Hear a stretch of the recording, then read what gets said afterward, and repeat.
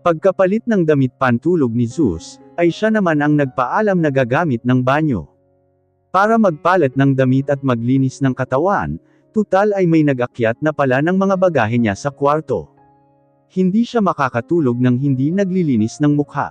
Kaya saglit siyang nagpaalam sa kanyang anak para gumamit ng banyo.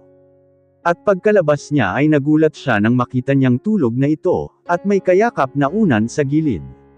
Pinili na lang niyang magsuot ng spaghetti strap na sando, at maikling shorts. Nahantad tuloy ang makinis niyang mga balat, at hita dahil sa suot niya. May mga baon siyang night dress, kaya lang ay nang maisip niya na kasama nga pala nilang matutulog ni Zeus si Ralph sa iisang kwarto, ay biglang nagbago ang isip niya, mahirap na. Kaya mas okay na ang suot niya ngayon kung tutusin. Agad niyang tinabihan ang kanyang anak, na mahimbing nang natutulog sa kama. Dahan-dahan siyang umupo sa kama, para hindi ito magising. Pinagmasdan niyang mabuti ang mukha nito. Kamukhang kamukha ito ni Ralph. Wala man lang ata itong kinuha sa kanya. Kung itsura ang pag-uusapan. Hanggang ngayon ay hindi pa rin siya makapaniwala na nasa tabi na niya ito. Maraming katanungan sa isip niya ang gusto niyang masagot, at sa tingin niya ay tanging mga magulang lang niya ang makakasagot ng lahat ng iyon. Hinawi niya ng bahagya ang malambot na buhok ng kanyang anak. At saka hinaplos ang maputi, at makinis nitong mukha. Hindi na siya makakapayag na mawalay pa siya dito, kahit na itakas niya ito para lang may sama sa London ay gagawin niya. Makasama lang niya ito, para siyang hinihila na tabihan na sa kama si Zeus. Dahil siguro sa pagod sa biyahe, kaya pakiramdam niya ay antok na rin siya. Tinanggal niya ang nakayakap na unan sa gilid nito, at kinuha niya ang isang braso nito, para iyakap sa kanyang balingkinita na baywang. Hindi nagtagal ay may narinig siyang kalusko sa labas ng pinto, tanda na may paparating. Kaya agad niyang ipinikit ang kanyang mga mata, at nagpanggap na tulog. Hindi nga siya nagkamali, at biglang bumukas ang pinto ng kwarto nila, at pumasok si Ralph. Kahit na nakapikit siya, ay naaaninag pa rin niya ang kabuuan nito. At doon niya nakita na nakatingin ito sa kanilang mag-ina. Habang magkayakap, nag-conscious pa siya dahil saglit na nahinto ang mga mata nito sa kanyang kabuuan, partikular sa kanyang mahahabang hita. Saglit ang naging tagal noon, hanggang sa naglakad ito sa kabinet, at kumuha ng damit. Alam na alam nito kung saan ito kukuha ng damit, samantalang siya ay nangangapa kanina, kung saan nakalagay ang mga damit ni Zeus. Muli ay nakaramdam na naman siya, na may kakaibang nangyari sa loob ng maraming taon, na hindi siya nakabalik ng Pilipinas. Pagkatapos nitong kumuha ng damit na pamalit, ay sunod niyang narinig na binuksan nito ang pinto ng banyo. Katulad nila ni Zeus ay naligo rin ito, at nagpalit ng damit pantulog. Lumipas ang ilang minuto, ay lumabas na ito galing sa banyo. Nakasuot na ito ng brown trouser, at puting shirt na hapit sa katawan nito. Iwinagwag nito ng saglit ang basang buhok, bago tuluyang umupo sa gilid ng kama. Ramdam pa niya ang paglubog nito. Hindi nagtagal ay humiga na ito sa kabilang gilid ng kama. Nakapagitna sa kanilang dalawa si Zeus. Dahil doon ay bahagya siyang nakahinga ng kaunti. At the same time ay nawala ang pangamba niya sa maaaring gawin nito. Lalo na at magkasama lang sila sa iisang kama. Wala naman siyang dapat na ikatakot sa posibleng mangyari, wala na siyang pakialam dito, pagtatanggol niya sa sarili. Pero sa tuwing bumabalik ang ilang mga alaala na mayroon sila, bago siya umalis papuntang London, ay binubundol ng kaba ang dibdib niya. Hindi pa nga ba siya tuluyang nakakalimot sa nakaraan nilang dalawa? Mayroon pa ba siyang dapat na isipin bukod sa galit at puot na nararamdaman niya dito, pati sa pamilya nito? Tumigil ang tibok ng puso niya, nang maramdaman niya ang pagyakap ng matigas, at matipuno nitong braso sa kanyang baywang. Halos silang mag-ina ay makulong na sa malapad nitong katawan, dahil sa ginawa nitong pagyakap sa kanila. Nanatili siyang nakasteady lang ng higa, at wala siyang balak na ipakita dito na affected pa siya sa mga hawak, at yakap nito sa kanya. Dala na rin siguro ng pagod niya, ay hindi na niya napigilan ang antok, at napapikit na siya ng tuluyan. At nakatulugan na niya ang pag-iisip sa bagay na iyon. Napaungol si Precious nang may maramdaman siyang nakapatong na mabigat sa kanyang baywang. At mahigpit na nakayakap sa kanya. Pati ang bandang batok niya, ay mabigat na hindi niya moari. Nang unti-unti niyang idinilat ang kanyang mga mata, ay halos maduling siya sa pagtingin kay Ralph, na mahimbing na nakatabi sa kanya. Nakayakap hindi lang ang braso nito, kung hindi pati ang isa nitong hita, ay nakapalupot sa ibabang bahagi ng katawan niya. Dahil sobrang lapit nito sa kanya, ay ramdam din niya ang pagtama ng mainit na hininga nito sa kanyang balat, partikular sa batok niya. Gusto sana niyang humiyaw, pero pinigil na lang niya ang sarili, at naisip niyang wala namang sense kung tumili pa siya. Ang alam pa rin ng mga magulang niya, ay kasal pa rin sila ni Ralph, kaya baka pagtawanan lang siya ng mga ito, kung ganun ang gagawin niya. Kaya unti-unti na lang siyang gumalaw para makawala dito. Pero unang tangka pa lang niya natanggalin ang nakapalupot na hita nito, sa baywang niya ay nagreklamo na ito. "Babe, matulog pa tayo." Reklamo nito. Nagulat pa siya sa tinawag nito sa kanya. Parang walang nagbago sa kanila, sa tono ng boses nito. The way he touches her body, it made her realize, na magaling talaga itong magpanggap. Nagawa pa nitong lumapit sa kanyang mga magulang, na hindi niya alam, pati ang inosente niyang anak, ay dinamay pa nito, para lang makuha ang loob ng kanyang pamilya. Naguguluhan siya kung bakit kailangan nitong gawin pa ang mga bagay na iyon, ngayon siya na nga ang lumayo. Para mabigyan ito ng laya na mapakasalan si Isabel, gaya ng gusto ng mga magulang nito. Umusbong muli ang galit niya, nang maalala niya ang katotohanang hindi niya sinasadyang natuklasan dati. Katotohanan na nagpabago sa buhay niya, maging sa nararamdaman niya kay Ralph.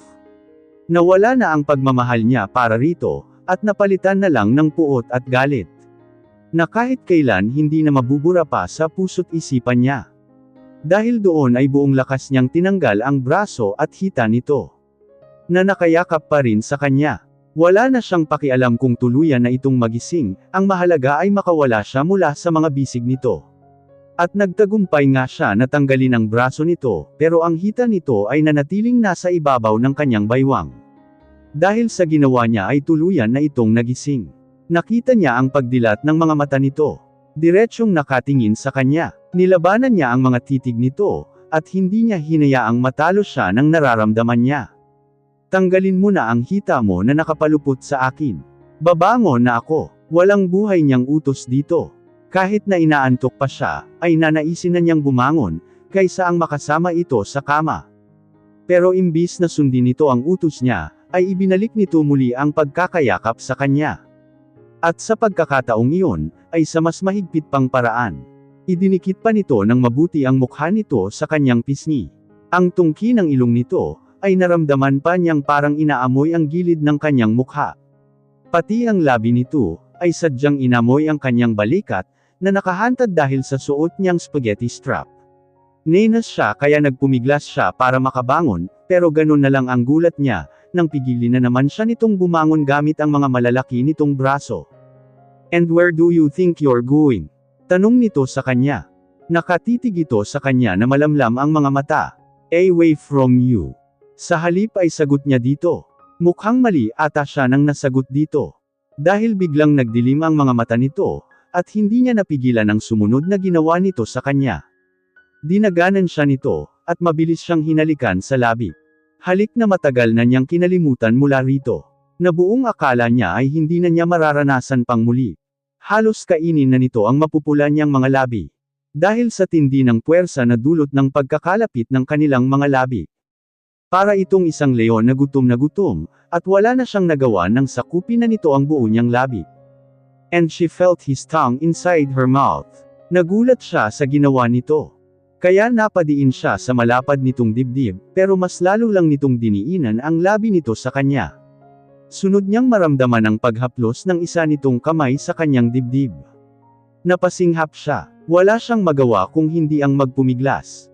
Hanggang sa pareho na silang kinakapos ng hangin, dahil sa ayaw nitong bitiwan ang kanyang mga labi, at nagulat sila pareho nang biglang bumukas ang pinto ng kwarto. Nakita sila ni Zeus na naghahalikan. Agad niyang itinulak si Ralph, dahilan kung bakit napabagsak ito sa kabilang side niya. Nakita pa nito ng isang daliri ang nangangintab na labi nito. Samantalang siya ay hindi niya malaman ang gagawin, dahil nakatitig sa kanila si Zeus. "Anak, Mommy, gising na po kayo ni Daddy." Hindi siya makaapuhap ng tamang isasagot dito. His age now is capable of knowing kung ano ang ginagawa nila kanina, at alam niyang hindi maganda iyon para sa bata. Kainis naman kasi ang lalaking ito, umagang-umaga puro kalokohan ang naiisip na gawin. At ang lakas pa ng loob nito, na halikan siya. Nakita tuloy sila ng kanilang anak. Narinig niyang bigla itong sumagot. Oo anak, gising na kami ni mami mo. Gising na gising, sagot nito sa kanilang anak, at saka itong umisi ng nakakaloko. Parang gusto niyang ibambo ang una na nasa ulunan niya kay Ralph, na makita niya na parang wala lang dito, kahit na nakita sila ni Zeus na naghahalikan. Napaka-imposible talaga ng lalaking ito. Napatayo na lang siya, at napahawak sa gilid ng kumot na nakabalot sa kanya. Kakain na raw po ng umagon, sabi ni Lola, dugtong na sabi nito pagkatapos marinig ang sagot ng daddy nito. Sige anak, susunod na kami ni mami mo sa baba. Magsha-shower lang kamo kaming dalawa. Para namang nagpantig ang tainga niya sa sinagot nito kay Zeus. Kaya tiningnan niya ito ng masama, at saka inirapan. Sumusobra na ito sa pagiging insensitive sa mga salita na binibitawan nito, sa harap ng kanilang anak. Pagkatapos marinig ni Zeus ang sagot ng daddy nito, ay muli itong lumabas ng kwarto. Siya naman ay padebog na bumaba ng kama. Wala siyang pakialam kung ano ang itsura niya ng mga oras na iyon. Ang gusto niya lang gawin, ay makaligo na at makalabas na sa kwartong iyon, at para na siyang sinisilaban sa inis niya. Umagang-umaga pa lang, bago siya pumasok ng banyo, ay binalikan niya muli ng tingin si Ralph na nanatiling nakaupo sa kama, nakatitig lang ito sa kanya, na parang iniinis talaga siya. Hindi man niya aminin, pero may nakaka-attract ang itsura nito sa umagang iyon. Hapit na hapit sa katawan nito ang suot nitong puting damit, habang nakabalot pa rin ang kalahati ng katawan nito sa kumot, at nakatungkod ang dalawang kamay sa gilid nito. Kainis. Kala mo namang nagpipictorial ang peg nito. Kung di ka lang gwapo, inirapan na lang niya ito pagkatapos, at saka naman ito muling napangiti sa kanya, kita pa niya ang mapuputi at pantay-pantay nitong ngipin. Nauna na akong bumaba ng dining area, at hindi ko na hinintay pa si Ralph na matapos maligo. Iniwan ko na lang ito basta sa kwarto, at bahala na itong bumaba. Total feeling at home naman ito sa bahay ng mga magulang ko. Napaismid na lang ako sa isiping iyon. Pagdating ko sa dining area, ay nakita kong nakaupo ang mga magulang ko kasama si Isa at Zeus. Wala na ang Kuya Edwin at ang mag-iina nito. Sunod kong napansin si Raymond na wala rin sa hapagkainan. Nilapitan ko agad ang upuan ng aking anak, at hinalikan ito sa ulo. Umupo na rin ako sa tabi nito, at hinalikan ko sa ulo ang aking anak na ikinangiti naman nito. Good morning po, Nay. Bakit tayo lang nasaan sila Kuya at Ate Ramona? Ang mga pamangkin ko. Si Raymond po, Tay. Gising na po ba siya? Habol kong tanong sa aking mga magulang, habang nilalagyan ko ng napkin sa kandungan si Zeus. Ang kuya mo, babalik na lang daw bukas, at hindi maiwan ang bukid. Si Raymond naman ay maagang umalis, at dadalawin daw niya ang pamilya niya, si nanay ang sumagot sa tanong ko. Napatungo na lang ako pagkatapos. Wala kasing nabanggit si Raymond sa akin. Na ngayon araw ito dadalaw sa mga magulang nito, sana ay nakasama man ako dito. At naibigay ang ilang pasulubong na binili namin ni Raymond sa London. Nagsimula ko ng lagyan ng pagkain sa plato si Zeus. Nang biglang dumating si Ralph na bagong paligo. Basa pa ang buhok. Nanibago rin ako bigla sa suot nito na cotton long sleeve black at maong pants. Siguro ay may lakad. Paki ko ba kung saan ito magpunta? Mabuti nga iyon, at mawawala na ito sa paningin niya. Sana lang ay medyo damalang na itong pumunta sa bahay ng mga magulang ko. Napag-isipan ko kagabi na sabihin dito na sa akin muna mamalagi si Zeus, para kahit papaano ay makasama ko ito ng matagal. At saka ako mag-iisip ng mabuti namin gawin ni Raymond, para may sama ko ang aking anak sa pagbabalik namin sa London. Daddy, tawag ni Zeus sa ama nito. Nginitian nito ang anak namin, at saka binati ang mga magulang ko kasama si Isa. Kung kagabi ay nakapagitan si Zeus sa kanilang dalawa sa upuan, ngayon naman ay baligtad. Si Zeus ang nasa gawing kanan at ako ay nasa gitna, katabi si Ralph. Mabuti at kumpleto na tayo, magsimula na tayong kumain. Iniaya sa amin ni nanay. Habang kumakain kami ay minokanaka akong tinitingnan ni Ralph, Pagkatapos ay sagawi ni Zeus. Hindi ko ito pinapansin sa kung anong ginagawa nito, pero ewan ko ba at napansin pa iyon nila tatay, kaya nagulat ako sa sinabi nito. Ano ka ba naman Precious? Bakit puro ang apo ko na lang ang inaasikaso mo? Ayaw mo man lang ipaglagay ng kanin, o ulam ang asawa mo. Abay kay tagal mong nawala, pagsilbihan mo man lang siya kahit papaano. Kumanto nito na ikinangiwi ko naman. Pambihira, ni ayaw ko nga itong tingnan, tapos ay pagsisilbihan ko pa siya. Oo nga Ate Precious, naging good boy si Kuya Ralph, habang wala ka. Kaya dapat maging good girl ka rin sa kanya, segunda naman ni Isa. Pinandilatan ko ito ng mata, pero hindi naman niya ako pinansin, at sa halip ay ngumisi pa ito ng nakakaloko. Hindi sana ako gagalaw, at hindi ko balak sundin ang sinasabi ni tatay, pero napansin ko na saglit na huminto ang mga ito sa pagkain, at nakatitig lang sa amin ni Ralph. Pati si Zeus ay napalingon na rin sa gawin namin. Para naman akong malulusaw sa mga titig ng mga ito, kaya kahit labag sa loob ko ay kinuha ko ang pinggan ng sinangag, at pinaglagay ito sa plato. Tapos ay pinaglagay ko rin ito ng pritong bangus at hiniwang kamatis. Yun lang at muli kong hinarap ang aking anak. Ikaw ba Precious, hindi ka kakain? Napansin siguro ni nanay na walang laman ang pinggan ko, kaya ito nagtanong. Hindi kasi ako kumakain ng heavy meal sa umaga. Juice at isang slice lang ng loaf bread na papalamnan ko ng scrambled egg, ay okay na ako. Minsan ay prutas lang ang kinakain ko, kung tamarin pa akong magluto. Okay lang po ako nay. Magpalaman na lang po ako ng tinapay mamaya. Nako ate, kalimutan mo muna ang diet, at nandito ka sa Pinas no. Sige ka kapag nagbutot balat ka. At naghanap ng iba si Kuya Ralph, bahala ka. Pang-aalas ka ni Isa sa akin. Wala pa rin itong pinagbago, palagi pa rin itong kontrapelo sa mga gusto niya. Kung wala lang kami sa hapagkainan malamang, ay nabatukan ko na ito dahil sa mga pinagsasabi nito. Inirapan ko na lang ito pagkatapos, at hindi na nagsalita. Wala rin namang akong magagawa kung makikipagtalo pa ako dito. Paki ko ba kung maghanap ng ibang babae si Ralph, as if naman na makatagal ito ng 7 taon, na walang babae sa kama nito noong nawala ako, katulad ng sinabi ni Isa kanina. Kumain ka babe, hindi maganda sa katawan na nagpapagutom ka. Ako naman ang pinaglagay nito ng pagkain sa plato ko. Gusto ko sana itong pigilan sa paglalagay nito ng kanin at ulam sa plato ko, kaya lang ay nakaharap pa rin ang mga magulang ko sa amin, kaya pinigilan ko na lang ang sarili na magsalita. Napangiti na lang ako kay Zeus nang ngumiti ito sa akin, habang inaasikaso ng ama nito ang paglalagay ng pagkain sa plato ko. Nang tingnan ko naman si Ralph, ay natahimik lang ito sa ginagawa, at pasimple akong napangiwi sa gawin ng aking mga magulang. Nga pala anak, muntik ko nang makalimutan. Binilin nga pala ni Raymond sa amin, bago siya umalis kanina, na may dadaluhan daw kayong pagtitipon mamaya.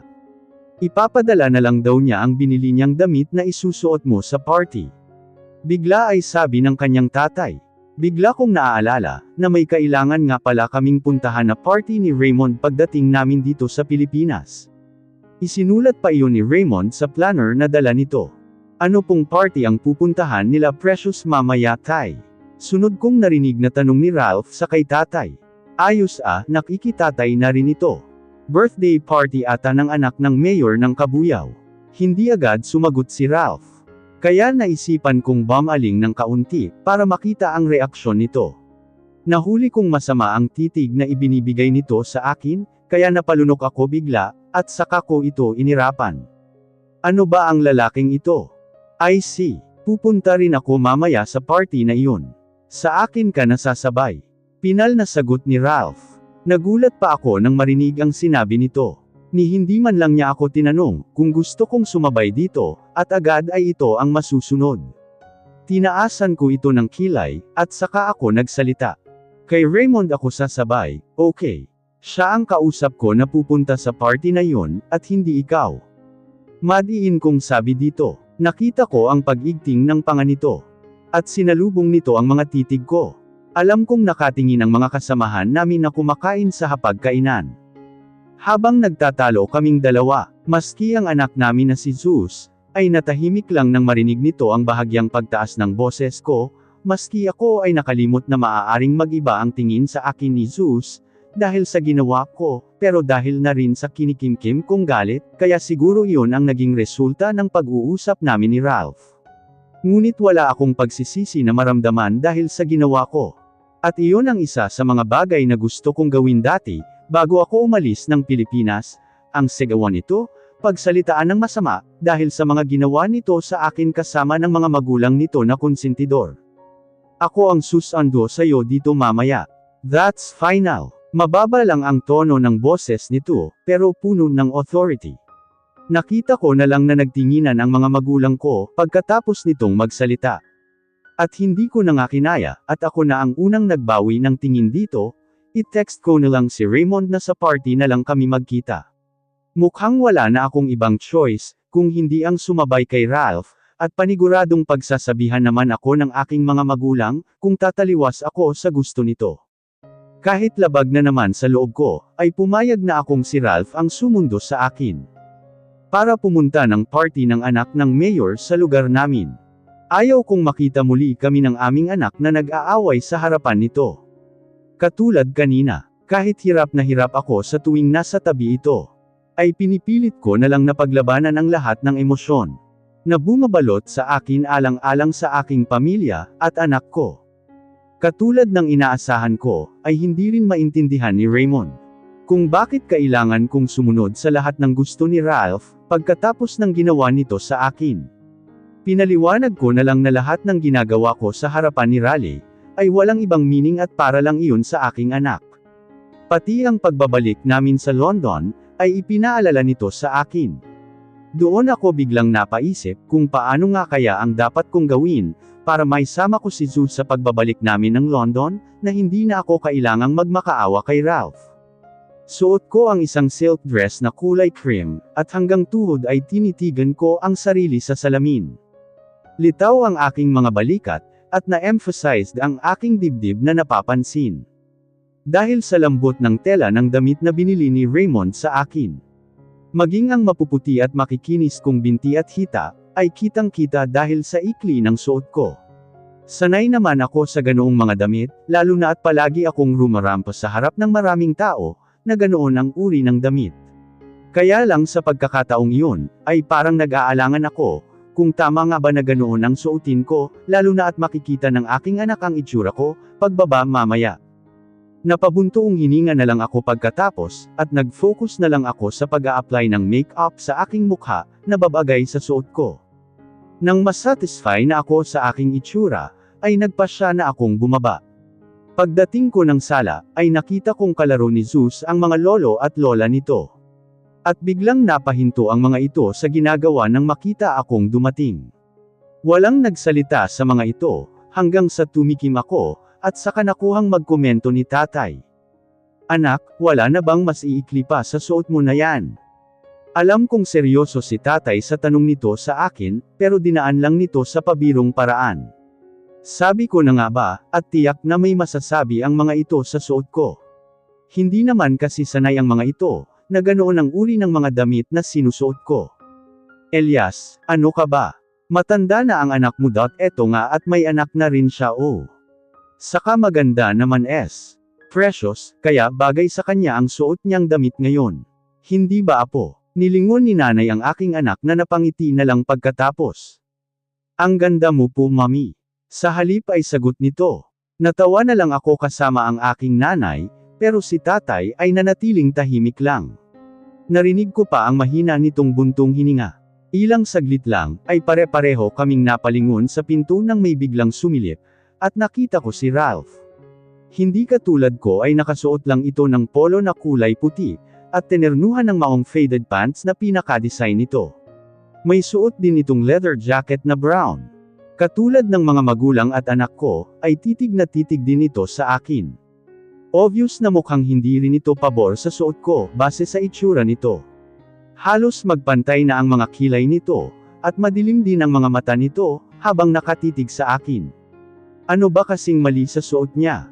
Pagsabihan mo nga ang asawa mo Ralph, na magpalit ng ibang damit. Tingnan mo at kulang na lang ay makita ang lahat ng parte ng katawan niya. Pumalatak pa si tatay pagkatapos. Tay naman. Sayang naman ang binili na damit ni Raymond, kung hindi ko po ito isusuot. Depensa ko, naramdaman ko ang paglapit ni Ralph sa kinaroroonan ko. Bumili na lang tayo ng ibang damit sa mall, bago tayo pumunta ng party. Hindi ako papayag na yan ang isuot mo. Parang nagpantig ang tainga ko sa sinabi nito, at hindi na ako nakapagpigil at nagsalita na ako sa harap nito. Ito ang isusuot ko at hindi ako magpapalit ng damit, okay? Kung ayaw mo akong kasabay fine, tatawagan ko na lang si Raymond, para sunduin ako. Malumanay kong sabi rito, at nakipaglaban ako ng titigan dito. Ayaw kong magmukhang ako ang nang-aaway sa pagitan namin ni Ralph, lalo na naririnig ni Zeus ang pagtatalo namin. Nakita kong gumalaw ang panga nito, tanda ng tinitimpirin nitong galit. Hindi ko hahayaang kontrolin nito ang mga bagay na gustong kong gawin, lalo na at wala naman na itong karapatan sa akin. Ilang saglit kaming nasa ganoon sitwasyon, nang kusa itong magbaba ng tingin, at binalingan na lamang si Zeus na busy pa rin sa paglalaro. Anak, maiwan ka muna kila lolo mo, may pupuntahan lang kami ni mami mo saglit. Babalik din kami agad. Ginulo nito ng bahagya ang buhok nito. Agad namang tumungo at ngumiti si Zeus pagkatapos. Niyaya na niya ako pagkatapos para umalis. Nagdala na lang ako ng isang pouch na nilagyan ko ng cellphone, lipstick at perang papel. Habang nasa biyahe kami, ay hindi ito kumikibo. Mas mainam naman iyon, dahil ayaw ko rin naman itong kausap. Ginawa ko na lang busy ang sarili ko sa kakabrowse sa mga social media account ko. Hihintayin ko na lang na makarating kami sa party. Hindi ko rin nakalimutang i-text si Raymond na sa party na lang kami magkita. Makalipas ang kalahating oras, ay hininto ni Ralph ang kotseng sinasakyan namin, sa isang building na may 10th floor ang taas.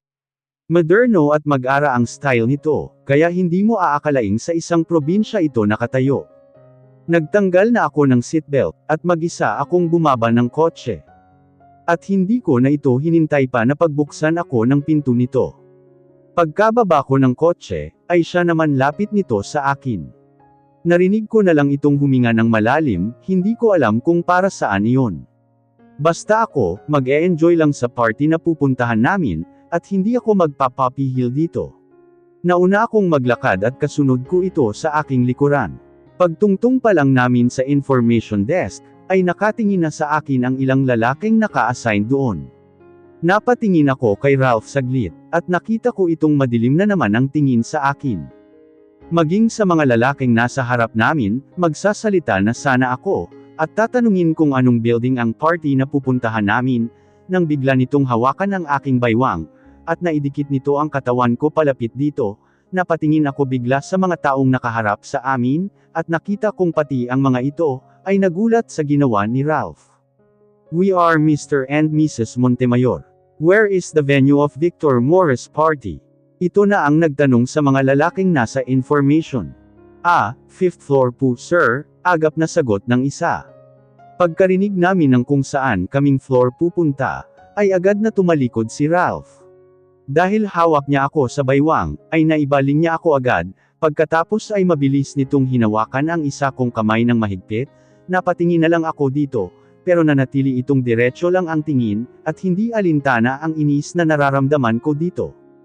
Habang hinihintay naming magbukas ang lift ng elevator, ay may nakasalubong kaming tatlong babae na nakatingin sa akin, narinig ko ang mga pinagbubulungan nito. Oy, di ba si Precious Flores yun? Ang ganda pala talaga niya sa personal no. Kaya lang bakit magkahawak sila ng kamay ng anak na panganay ni Sir Raul?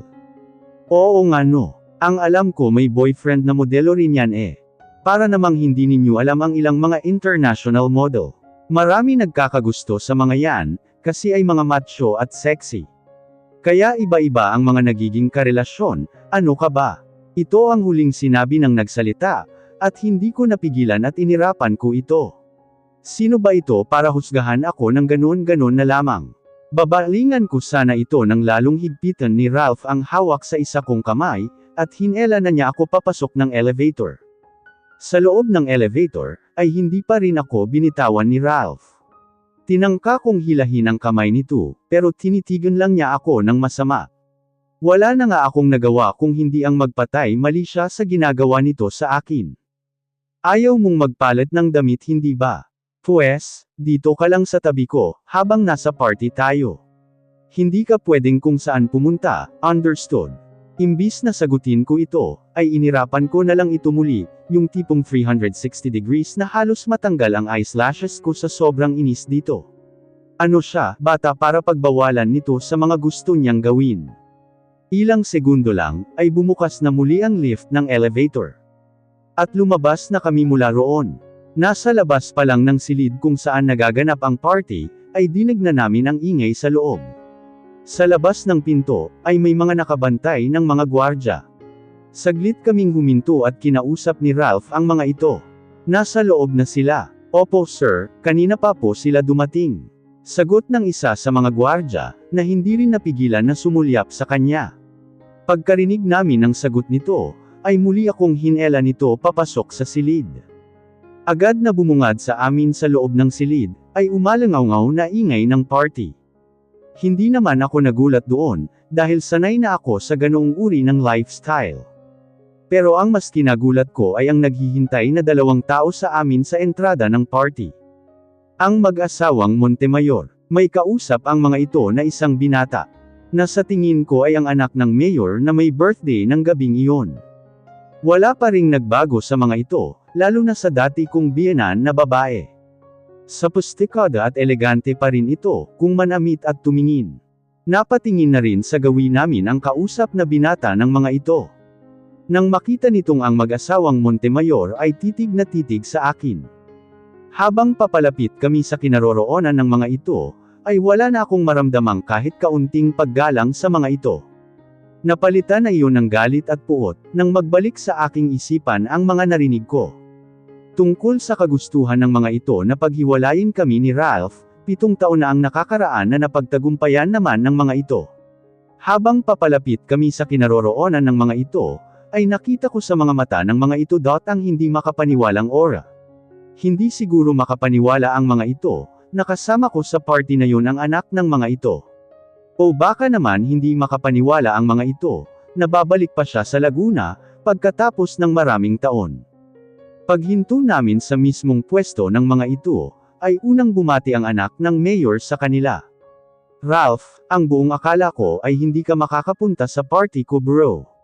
Nakipagkamay si Ralph sa lalaki, dahilan kung bakit nabitawan nito ang isa kong kamay na hawak nito kanina pa. Medyo na late kami ng dating, because I have some businesses to attend bro. Sagot naman ni Ralph dito, nakita kong mabilis itong tumingin sa kanya. Precious Flores. Parang hindi nito mapaniwalaan ako ang kasama ni Ralph ng mga oras na iyon. Nice to meet you, Mr. Just call me Vic. I mean, bakit kayong dalawa ang magkasama? Where is Raymond? Kat-ext ko pa siya kanina. He's here. Medyo may inis-ikaso lang kasi ako, that's why I am late. Nagkasabay lang kami ni Mr. Ralph Montemayor sa labas, right? Nilingon ko si Ralph, binigyan ko rin ito ng isang matamis na ngiti. Hindi naman agad nakasagot si Ralph, at napatango na lang ito sa harap namin. Hindi ko alam na sobrang ganda mo pala sa personal, may paghangang sabi nito sa akin. Hindi nito pansin si Ralph, at ang mga magulang nito na nasa tabi lang namin, nakamasid. Napangiti ako ng pino pagkatapos nitong magsalita. Thank you. And you also look handsome tonight Vic. Sinadya kong sabihin iyon sa mapang-akit na boses, buhat doon ay kinuha nito ang isa kong kamay, at inilagay sa tapat ng labi nito at hinalikan. Can I invite you for a while? Let me introduce you to my parents.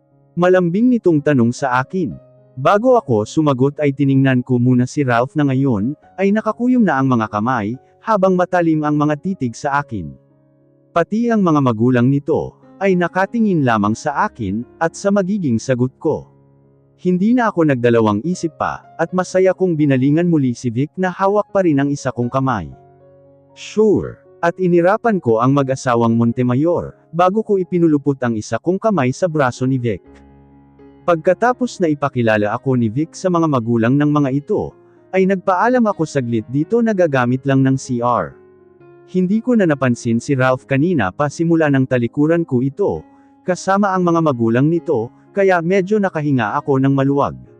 Katatapos ko lang mag-retouch nang biglang may humawak sa aking baywang, at idinikit ako sa pader.